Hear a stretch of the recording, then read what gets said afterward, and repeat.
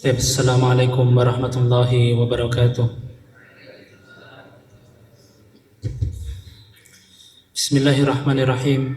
Innal hamdalillah nahmaduhu ta'ala wa nasta'inuhu wa nastaghfiruh wa na'udzu billahi min shururi anfusina wa min sayyiati a'malina. Man yahdihillahu fala mudhillalah wa man yudlil fala hadiyalah. Asyhadu an la ilaha illallah wahdahu la syarika lah wa asyhadu anna Muhammadan abduhu wa rasuluhu alladzi la nabiyya wa la rasula ba'dah. Amma ba'd. Segala puji bagi Allah Subhanahu wa taala yang telah mengumpulkan kita di tempat yang insyaallah penuh berkah ini. Salawat serta salam tidak lupa kita panjatkan kepada Nabi besar Rasulullah sallallahu alaihi wasallam. Taib. Berkaitan dengan tema kita hari ini, yaitu tarikh Khulafa ar-Rasyidin, sejarah Khulafa ar-Rasyidin. Di sini saya akan fokus memulainya dari era Utsman, dari zamannya Utsman ibn Affan.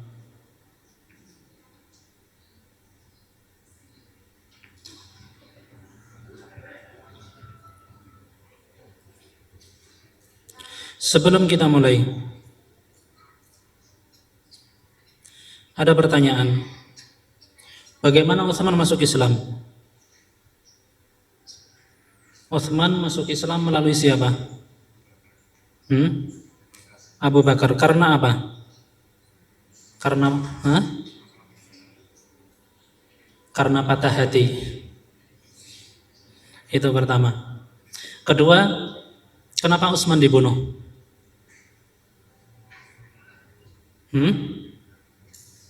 Kenapa? Apa?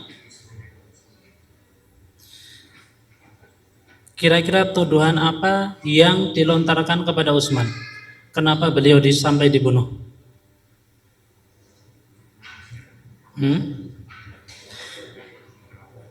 Ada banyak.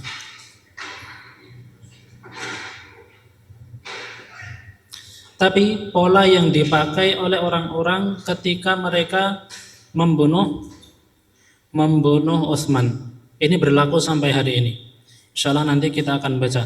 Adapun untuk rujukan kitabnya saya memakai Fitnatu Maqtali Utsman, yaitu fitnah terbunuhnya Utsman ibn Affan. Baik, berkaitan dengan masuk Islamnya Utsman ibn Affan. Sebelum itu, di sana ada hadis yang mengatakan bahwasannya Utsman itu sebelum Rasulullah Shallallahu Alaihi Wasallam diutus adalah orang yang paling mirip sifatnya dengan Rasulullah Shallallahu Alaihi Wasallam. Artinya apa? Utsman tidak pernah berzina, tidak pernah minum khamar, tidak pernah berjudi, tidak pernah menipu dan seterusnya. Di sisi lain, Utsman juga merasakan apa yang dirasakan oleh Rasulullah Shallallahu Alaihi Wasallam. Jadi beliau merasa resah. Kenapa resah? Melihat kondisi orang-orang Quraisy di zaman tersebut, yaitu zaman jahiliyah. Sehingga Utsman berpikir mungkin tidak ada lagi perempuan yang bersih kecuali putrinya Muhammad. Ini kata Utsman. Dari situ kemudian Utsman ibn Affan menaruh hati. Diam-diam Utsman ini suka kepada putri Rasulullah Sallallahu Alaihi Wasallam yang bernama Ruqayyah.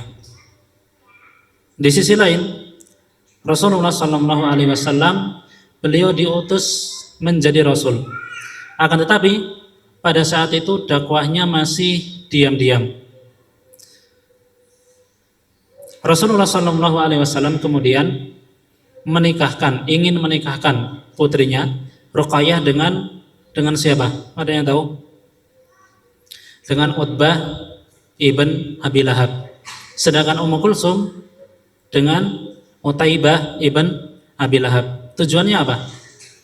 Jadi selain pernikahan ada juga tujuan politik, yaitu supaya nanti ketika Rasulullah Shallallahu Alaihi Wasallam terang-terangan dalam berdakwah, beliau mengharapkan agar Abu Lahab masuk Islam. Dan pernikahan itu terjadi beberapa hari sebelum turun ayat, apa ayatnya? Ya ayyuhal muddathir, benar, atau ya ayyuhal muzammil. Ya ayyuhal muddathir, qum fa'andir. Maka ketika ayat ini turun, Rasulullah Shallallahu Alaihi Wasallam diutus atau diperintahkan untuk menyampaikan dakwah ini secara terang-terangan, secara terbuka. Dan ketika Rasulullah Shallallahu Alaihi Wasallam melakukannya, apa yang terjadi? Orang pertama yang memusuhinya adalah Abu Lahab. Bahkan kemudian ketika turun ayat, setelah itu ketika turun ayat tabbat yada abi lahabi wa tab sampai akhir, Abu Lahab memerintahkan kedua putranya, yaitu Utbah dan Utaibah, agar menceraikan Ruqayyah dan Ummu Kulsum. Sehingga terjadilah apa yang terjadi. Nah, pada saat itu Utsman ibn Affan radhiyallahu anhu, begitu beliau mengetahui jika perempuan yang disukainya akan menikah dengan Utbah ibn Abi Lahab, maka Utsman pun sedih. Beliau menjadi sangat-sangat terpukul, sangat-sangat galau. Sampai kemudian Utsman bercerita kepada bibinya, yaitu siapa namanya? Sa'dah. Mendengar keluhan Utsman, bibinya pun berusaha untuk menghibur keponakannya. Beliau berkata, wahai keponakanku, wahai Utsman, memang hampir tidak ada lagi perempuan yang bersih, yang suci dari kalangan jahiliyah. Karena seperti yang kita tahu, pada saat itu kemaksiatan luar biasa. Perzinahan dianggap sebagai hal yang lumrah, hal yang biasa. Kata Sa'dah, wahai keponakanku, janganlah engkau bersedih, karena sebentar lagi akan datang Nabi, akan muncul Nabi, yang mana Nabi tersebut akan memberikan solusi atas masalah kita. Jadi Nabi itu akan membawa peradaban baru, menyucikan perempuan-perempuan kita, memurnikan agama kita, sehingga engkau akan dapati ketika Nabi itu diutus, akan banyak sekali perempuan-perempuan yang lahir dan hidup dengan suci. Setelah mendengar itu kemudian Utsman pun benar-benar bahagia. Lalu kemudian beliau menemui Abu Bakar As-Siddiq dan menceritakan apa yang telah diceritakan oleh bibinya. Sementara pada saat itu Utsman tidak tahu kalau ternyata Abu Bakar ini sudah masuk Islam. Setelah mendengar cerita Utsman, Abu Bakar pun berkata, wahai Utsman, bibimu benar. Sungguh Rasul tersebut telah diutus dan dia adalah Muhammad sallallahu alaihi wasallam. Sehingga kemudian Utsman pun diajak untuk bertemu dengan Rasulullah sallallahu alaihi wasallam. Dari situlah kemudian Utsman ibn Affan masuk Islam. Baik. Setelah Utbah dan Utaibah menceraikan Ruqayyah dan juga Ummu Kulsum, begitu mendengar kabar ini, Utsman pun merasa sangat bahagia. Akhirnya beliau memberanikan diri untuk meminang Ruqayyah. Jadi beliau datang kepada Rasulullah SAW dan mengutarakan niatnya. Sehingga kemudian Rasulullah SAW memberikan keridhaannya dan menikahkan keduanya. Jadi itu adalah kisah pernikahan atau masuk Islamnya Utsman ibn Affan. Dalam sebuah riwayat disebutkan, saya lupa, Ibnu Abbas atau Ibnu Umar menyebutkan pernikahan antara Utbah dan juga Ruqayyah, demikian juga Utaibah dan Ummu Kulsum, ini berlangsung sangat singkat, hanya beberapa hari. Dalam riwayat disebutkan sampai-sampai Utbah dan Utaibah ini tidak ada waktu atau belum ada waktu untuk menyentuh putri Rasulullah SAW. Menyentuh saja tidak, apalagi bersetubuh misalnya.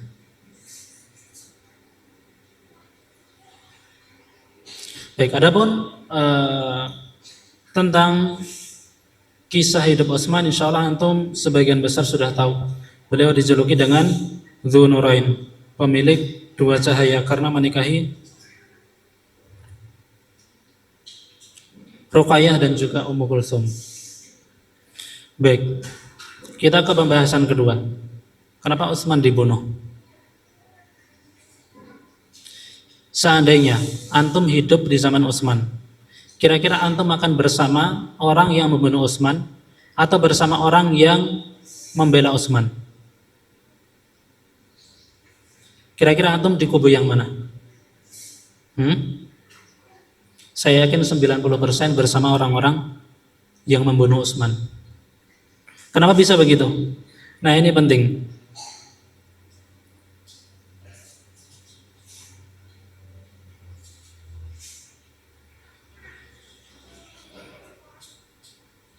Tragedi terbunuhnya Utsman.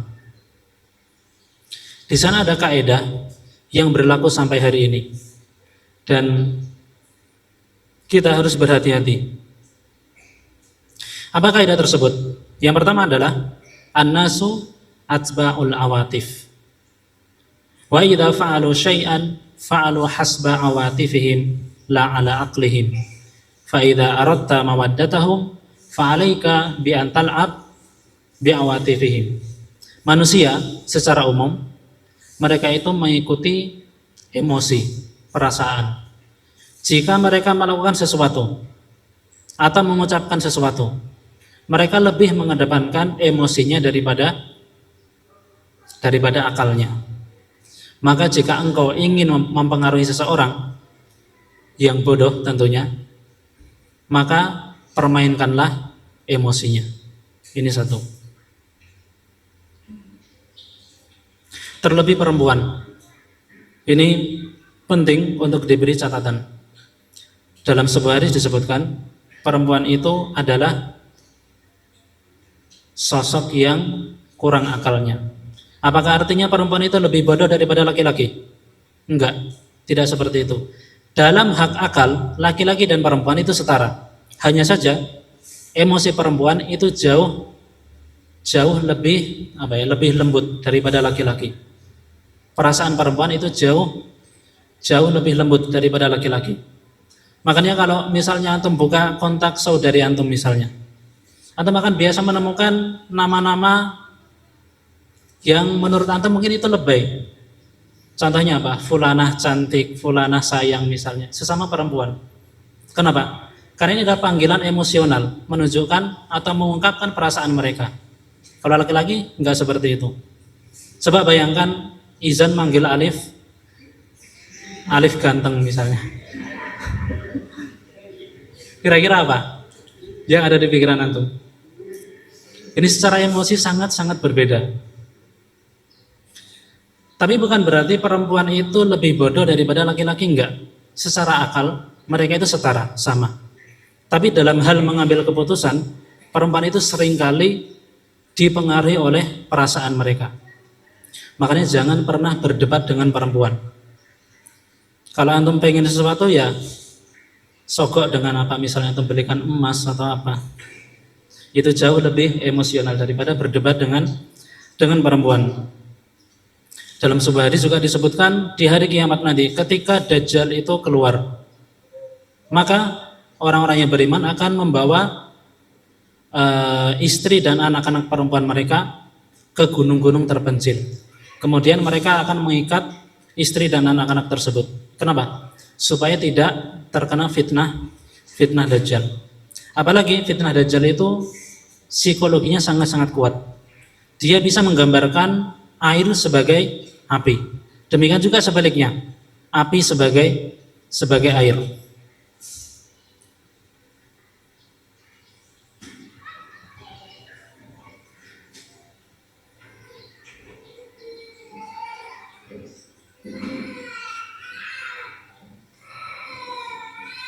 Baik, ini adalah kaidah yang pertama. Manusia secara umum mereka mengikuti emosi mereka, bukan akal mereka. Nah, hal ini dimanfaatkan oleh Ibnu Saba dan juga kawan-kawannya. Abdullah ibn Saba dan juga kawan-kawannya. Jadi mereka pergi ke setiap penghujung negara Islam. Ketika era atau masanya Umar bin Al-Khattab radhiyallahu anhu, terjadi penaklukan besar-besaran. Dan itu penaklukan tersebut terjadi dalam waktu singkat. Para sahabat belum memiliki kader-kader yang mumpuni untuk dikirim ke daerah-daerah tersebut. Sehingga kemudian banyak orang masuk Islam, tapi Islamnya seperti orang umum. Mereka tidak memiliki guru secara khusus. Sehingga kemudian Ibnu Saba dan kawan-kawannya berusaha untuk mempengaruhi orang-orang ini. Mereka memulai pergerakannya dari daerah perbatasan.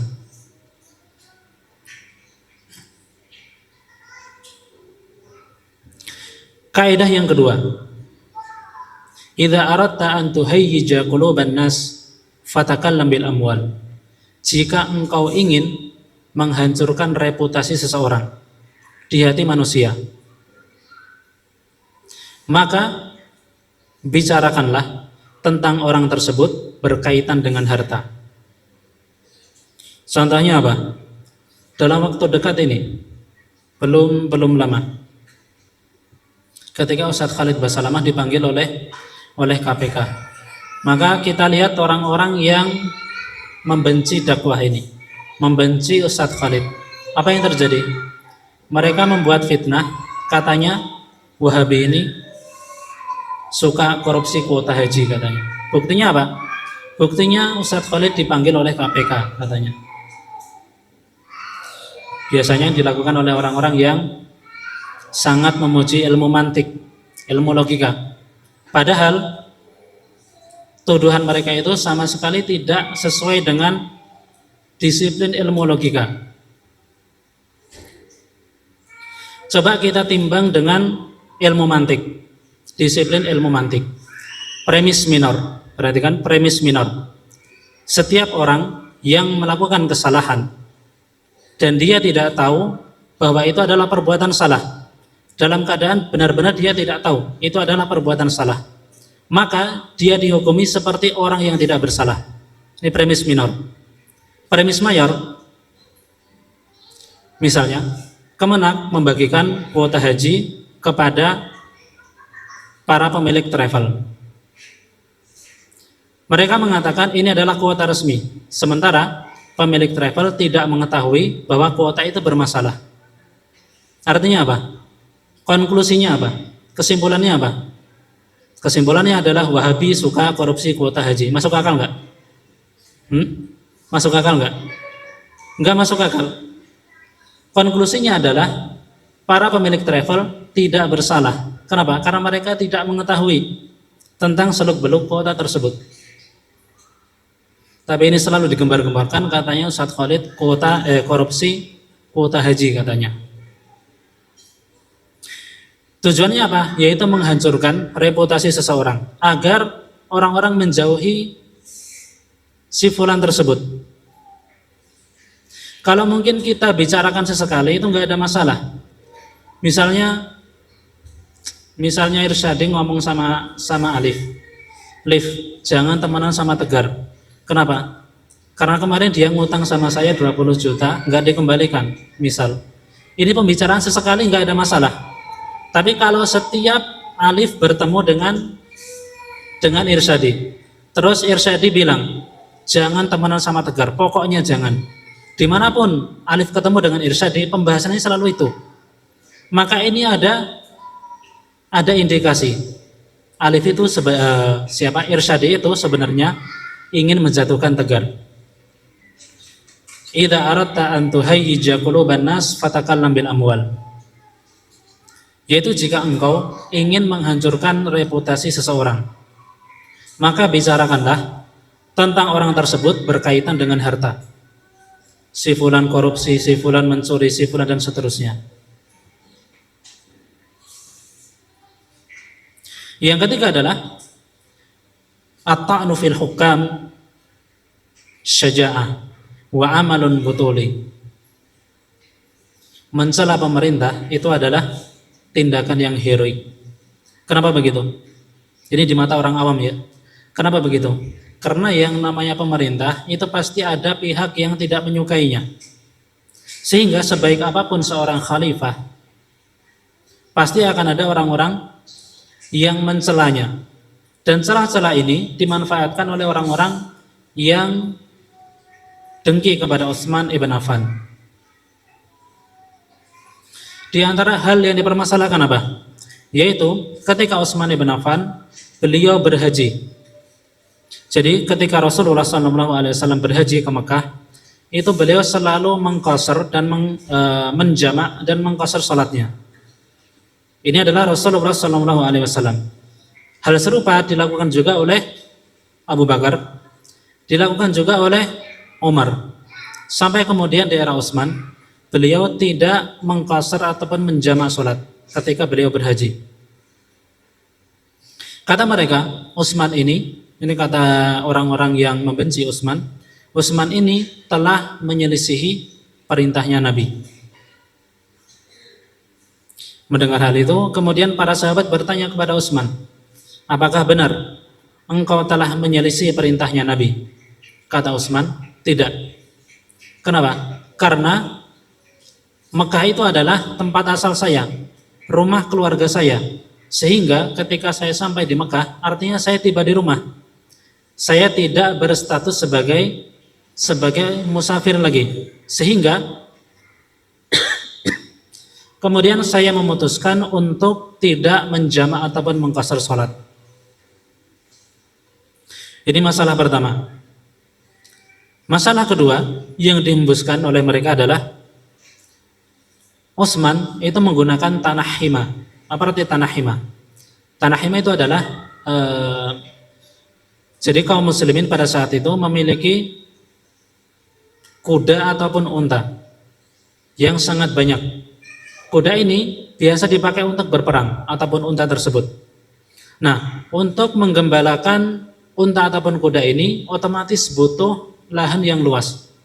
Sehingga kemudian di zaman Umar beliau berinisiatif untuk membuat atau memberdayakan tanah kosong. Di situ dialiri air, ditanami rumput dan seterusnya. Tujuannya apa? Untuk menggembalakan unta-unta ataupun kuda-kuda kaum muslimin. Tapi ingat, disebut tanah hima artinya adalah tidak boleh seseorang secara pribadi menggunakan tanah tersebut, tidak boleh. Harus yang ada di situ harus berupa milik umum. Jadi kuda milik umum.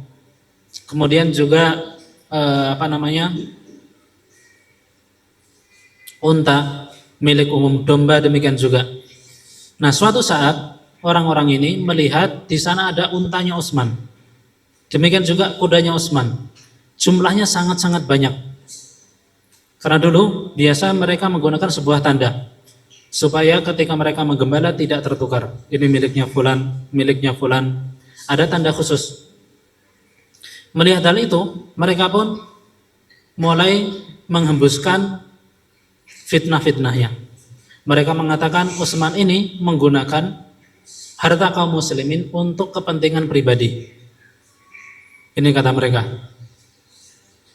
Sehingga kemudian para sahabat radhiyallahu anhum ketika mendengar ini bertanya kepada Utsman, apakah benar engkau telah menggunakan tanah milik kaum muslimin untuk kepentingan pribadi?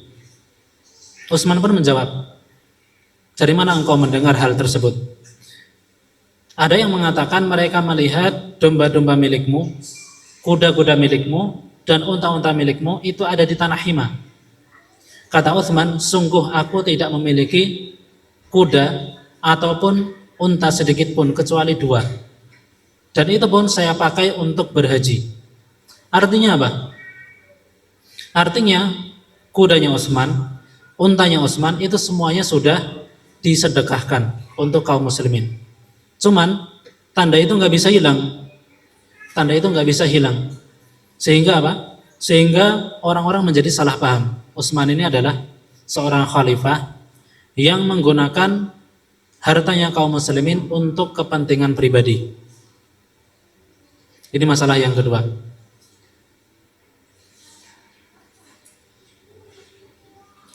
Kemudian masalah yang ketiga, Mereka mengatakan Utsman telah membakar Al-Quran. Utsman telah membakar Al-Quran. Bagaimana? Atau apa yang ada di pandangan antum ketika antum mendengar seorang pemimpin membakar Al-Quran di depan umum? Utsman membakar Al-Quran di depan umum.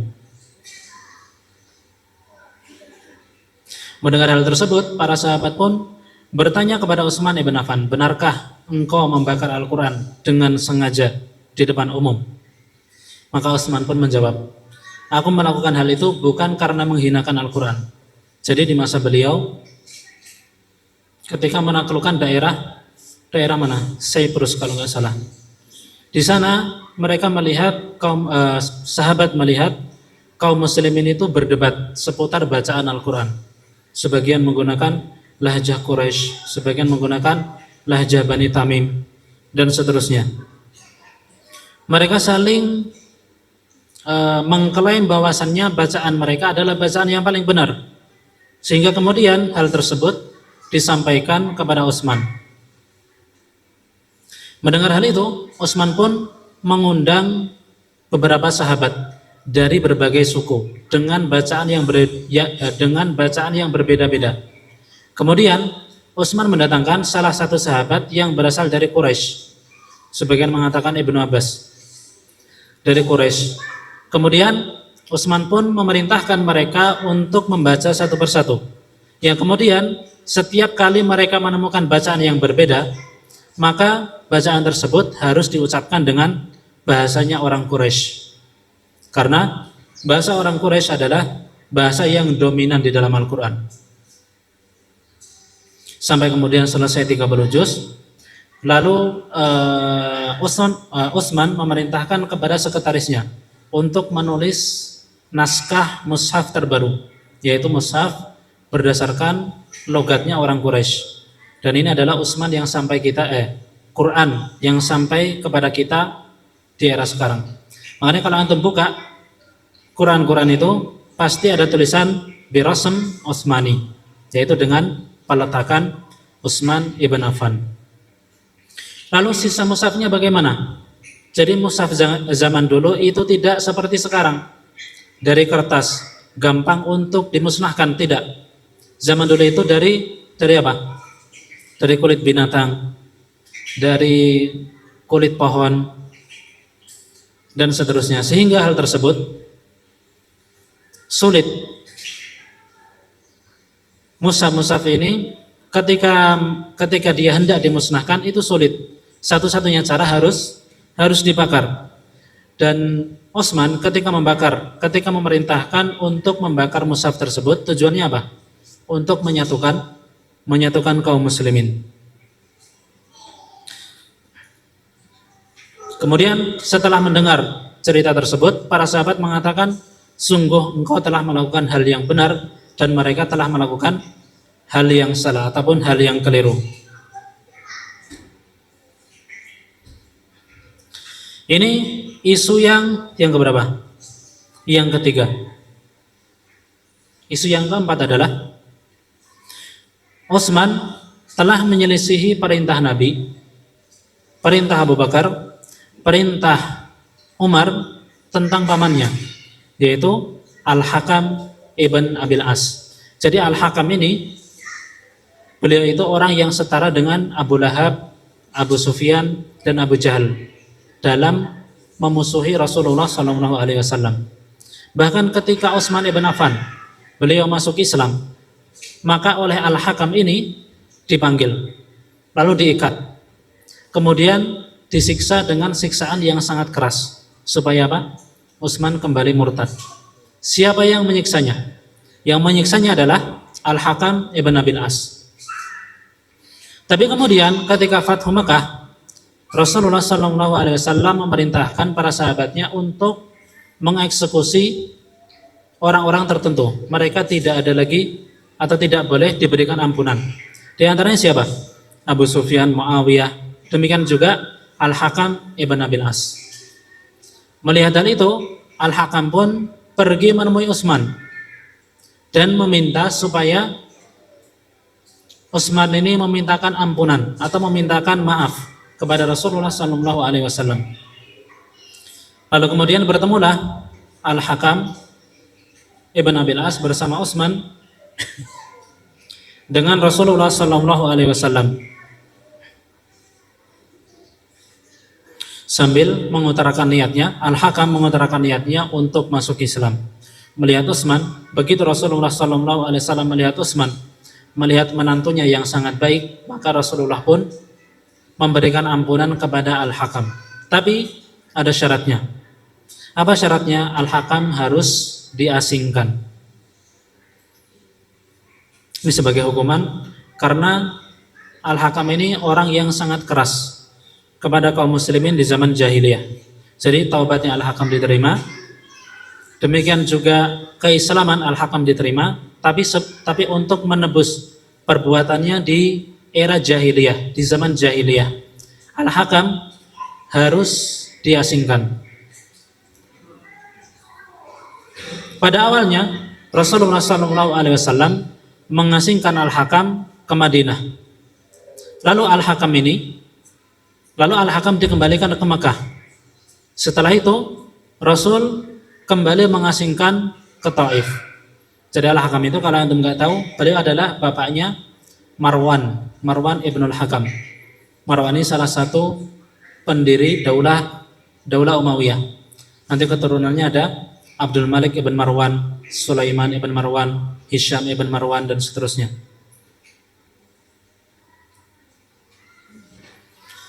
Di zaman Rasulullah SAW, Al-Hakam ini minta pulang, tapi tidak diizinkan. Di zaman Abu Bakar, Al-Hakam minta pulang, tidak diizinkan juga. Demikian juga di zaman Umar. Hingga akhirnya di zaman Utsman membawa Al-Hakam ini dari Taif ke Madinah.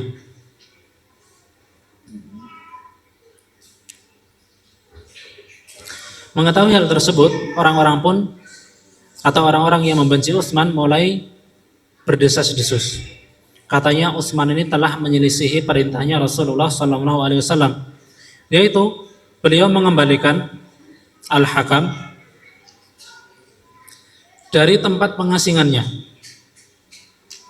Maka kemudian para sahabat menanyakan hal tersebut kepada Utsman ibn Affan. Benarkah engkau telah menyelisihi Rasulullah dengan membawa Al-Hakam pulang dari pengasingannya? Maka Utsman pun menjawab, itu tidak benar. Yang benar adalah aku membawa Al-Hakam dari satu tempat pengasingan ke tempat pengasingan yang lain.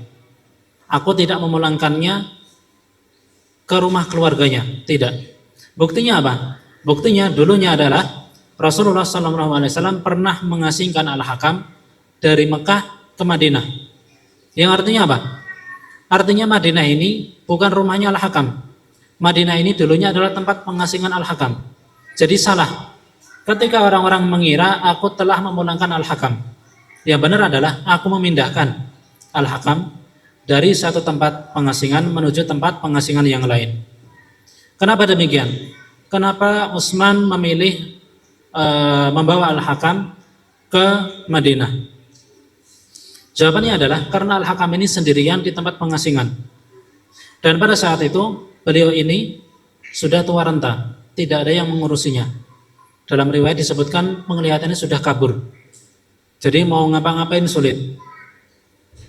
Selain itu, Rasulullah SAW juga telah memaafkan Al-Hakam ibn Abil As.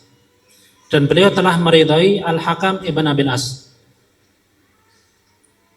Hanya saja Rasulullah SAW memerintahkan Al-Hakam untuk diasingkan sebagai tebusan atas perbuatannya di zaman jahiliyah. Ini adalah fitnah yang keempat. Fitnah yang kelima, Utsman dituduh dengan tuduhan nepotisme. Apa arti nepotisme? Apa arti nepotisme?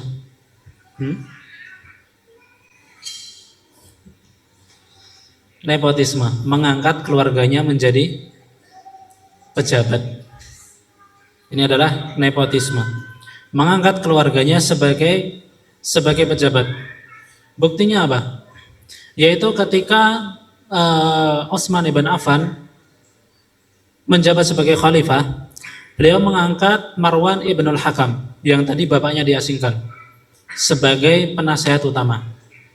Sedangkan Marwan ini adalah keponakan Utsman. Itu satu. Yang kedua adalah Utsman ibn Affan mengangkat Muawiyah ibn Abi Sufyan sebagai gubernur Syam. Dan seperti yang kita ketahui, Muawiyah adalah keponakannya Utsman.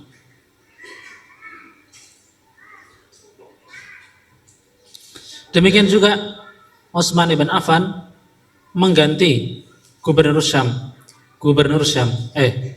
Mesir yang saat itu dijabat oleh Amr ibn As. Beliau menggantinya dengan Abdullah bin siapa? Abdullah ibn Abi Syarah. Siapa itu Abdullah ibn Abi Syarah? Ada yang tahu?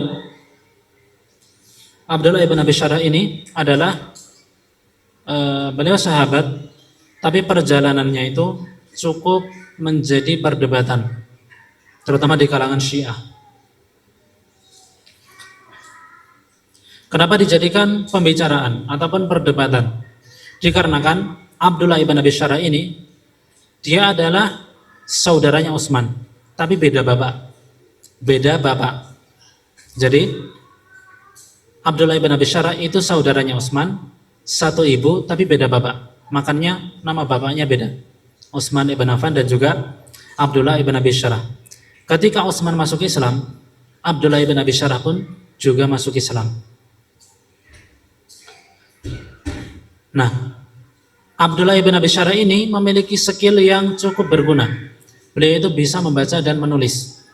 Melihat hal tersebut, Rasulullah SAW menjadikan Abdullah ibn Abi Syarah ini sebagai sekretaris pribadinya yang mencatat wahyu. Sampai kemudian saya lupa ayatnya. Inna rabbaka hakimun alim. Inna rabbaka alimun hakim. Ada di surat apa itu? Intinya pada ayat tersebut Abdullah ibn Abi Syarah ketika menulis wahyu, dia itu merasa ragu. Benarkah wahyu Tuhan itu seperti ini? Sehingga kemudian dia mencoba untuk mengetes Rasulullah SAW. Ketika itu ayatnya adalah Inna rabbaka alimun hakim. Tapi oleh Abdullah ibn Abi Syarah ditulis dengan Inna rabbaka hakimun alim dibalik. Kemudian dibacakan kepada Rasulullah SAW dan Rasul pun tidak mengingkarinya. Artinya apa? Rasul tidak ingat ayat sebenarnya. Melihat hal itu, Abdullah ibn Abi Syarah pun menjadi yakin atas keraguannya. Hingga akhirnya dia memilih untuk murtad. Walaupun setelah itu datang wahyu yang mengkoreksi tulisannya Abdullah ibn Abi Syarah. Yang benar adalah Inna rabbaka alimun hakim, bukan Inna rabbaka hakimun alim. Setelah murtad, apa yang terjadi? Setelah murtad, Abdullah ibn Abi Syarah ini bergabung dengan orang-orang yang memusuhi Rasulullah SAW. Tidak cukup sampai di situ, bahkan dia membocorkan atau memberitahukan kelemahan-kelemahan kaum muslimin. Sehingga ketika Fathu Makkah, Abdullah ibn Abi Syarah ini merupakan orang yang harus dibunuh. Kenapa? Karena dia masuk Islam, kemudian murtad, kemudian bergabung dengan orang-orang yang memusuhi Islam. Melihat hal tersebut, Abdullah ibn Abi Syarah pun pergi ke rumahnya Utsman, bersembunyi di rumahnya Utsman. Sehingga ketika Utsman ibn Affan masuk ke rumahnya dan mendapati Abdullah ibn Abi Syarah di rumahnya, Abdullah ibn Abi Syarah pun mengatakan dia ingin bertemu Rasulullah untuk meminta ampun dan juga ingin kembali masuk Islam. Mendengar hal tersebut, Utsman pun membawa Abdullah ibn Abi Syarah menghadap Rasulullah SAW. Kemudian apa yang terjadi? Begitu Rasulullah SAW melihat Abdullah ibn Abi Syarh, orang yang dulu dipercaya tapi berkhianat, Rasul pun memalingkan pandangannya ke tempat lain. Kemudian melihat untuk yang kedua kalinya, lalu memalingkannya sampai 3 kali. Kemudian beliau berkata, tidak. Kemudian beliau menerima taubatnya, dan juga Abdullah ibn Abi Syarh ini masuk Islam untuk yang kedua kalinya. Begitu dia beranjak, maka Nabi pun berkata kepada para sahabat yang ada di sampingnya, kenapa ketika aku memalingkan pandanganku, kalian tidak mencabut pedang kalian dan memenggal kepala Abdullah ibn Abi Syarh? Ini kata Rasulullah SAW. Para sahabat berkata, kami tidak mengetahui kalau engkau menginginkan hal tersebut, seandainya engkau memberikan isyarat dengan matamu. Maka Rasul menjawab, sungguh tidak pantas bagi Nabi itu memiliki pandangan yang berkhianat. Jadi ada orang datang kepada Nabi dengan cara yang baik, dia ingin bertaubat, kemudian Nabi malah membunuh orang tersebut. Nah, ini sesuatu yang sangat tidak etis bagi seorang Nabi. Kemudian di eranya Utsman, Abdullah ibn Abi Syarh ini diangkat menjadi khalifah. Bukan menjadi khalifah, menjadi gubernur Syam, menggantikan Amr ibn al-As. Dari situ kemudian apa? Orang-orang yang membenci Utsman mengatakan Utsman ini adalah pemimpin yang memiliki ideologi nepotisme, yang melakukan nepotisme, yaitu mengangkat orang-orang terdekatnya atau keluarganya sebagai pejabat. Bahkan sekelas Abdullah ibn Abi Syarh sekalipun, yang dulu masuk Islam kemudian berkhianat, ini pun juga diangkat menjadi khalifah. Padahal seperti yang kita ketahui, hal seperti ini tidak boleh, yaitu mengungkit keburukan seseorang. Ini nggak boleh, meskipun orang itu melakukan dosa yang sangat-sangat besar, tapi ketika dia masuk Islam maka dosanya terhapus. Makanya Rasulullah SAW mengatakan kepada para sahabatnya sebelum dia itu masuk Islam, kenapa kalian tidak membunuhnya atau memenggalnya? Artinya apa? Setelah Abdullah ibn Abi Syarh ini mengucapkan 2 kalimat syahadat, maka dia tidak boleh lagi diganggu hartanya dan juga darahnya.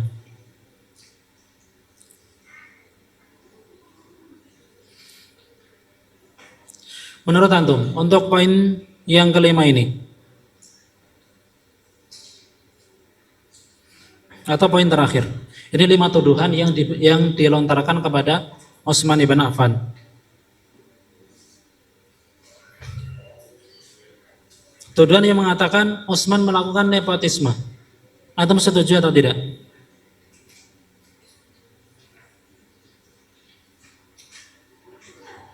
Ketika para sahabat bertanya kepada Utsman tentang perbuatan tersebut, maka Utsman menjawab, sungguh aku tidak mengangkat seseorang kecuali dia itu ahli.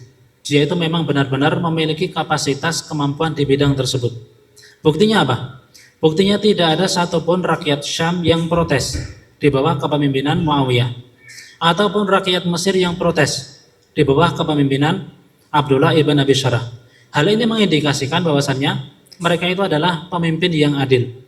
Jadi Utsman tidak sembarangan dalam mengangkat atau melantik seorang pemimpin, seorang gubernur. Toh misalnya Utsman dalam hal ini keliru, maka dosa Utsman telah diampuni. Beliau tidak bersalah. Buktinya apa? Jadi ketika Utsman membeli biar rumah, sumur rumah, demikian juga ketika Utsman membiayai Jaisyul Usrah, yaitu pasukan yang akan berperang ke Tabuk dengan harta pribadinya. Apa kata Rasulullah? Ma darra Utsman ma fa'alahu ba'dal yaum. Sungguh apa yang dilakukan oleh Utsman setelah hari ini itu tidak akan bermadarat padanya. Artinya apa? Dosa yang dilakukan oleh Utsman setelah hari ini maka Allah telah mengampuninya. Maka dosa itu tidak bermadarat baginya. Ini adalah ucapan Rasulullah Sallallahu Alaihi Wasallam mengenai Utsman ibn Affan.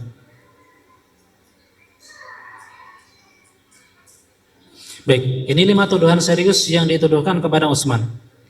Insya Allah pertemuan berikutnya kita akan bahas awal mula pengepungan atau awal mula orang-orang dari segala penjuru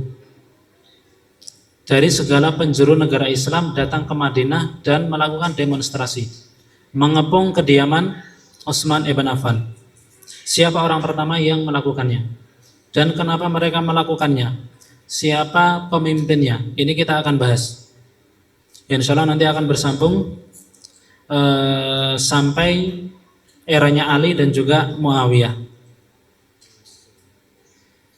Baik, ada pertanyaan? Saya harap nggak ada. Kalau nggak ada, kita akhiri dengan doa kafaratul majelis. Subhanakallahumma bihamdik, asyhadu an la ilaha illa anta, astaghfiruka wa atubu ilaik. Assalamualaikum warahmatullahi wabarakatuh.